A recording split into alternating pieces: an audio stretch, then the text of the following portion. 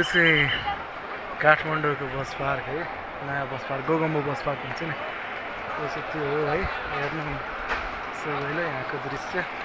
म चाहिँ घर जाने तयारीमा छु आज, यस्तो गरेर हेर्न सक्नुहुन्छ। यहाँबाट सब निक्लिने, म जाने पछि त पर छ होइन, अब एकछिनमा हिँड्छु। अब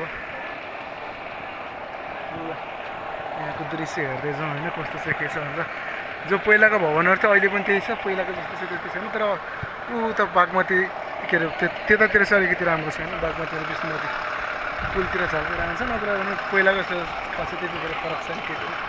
ल यो चाहिँ महल हो होइन, है यो चाहिँ राम्रो।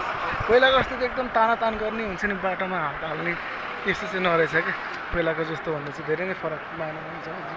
नत्र प्रायः आउने मान्छे तान्ने होइन, हात समातिहाल्ने, ल हिँडिहाल्नु मेरो गाडीमा भन्ने होइन, त्यस्तो थियो। अहिले चाहिँ त्यस्तो छैन। आज जस आफ्नो इच्छाले जहाँ बस्नु मन लाग्छ बस्छ, जे गर्न मन लाग्छ होइन। उयो टिकट काउन्टर लेखेको उतापट्टि चाहिँ सुलभ शौचालय छ होइन, त्यहाँ चाहिँ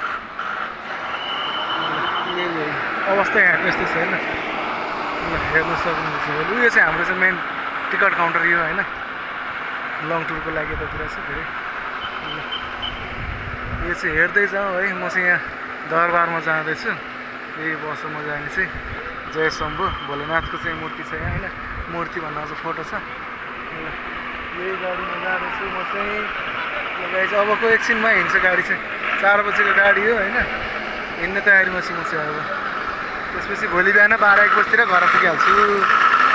अहिलेलाई चाहिँ भोला यति मेरो आँखा सर्ट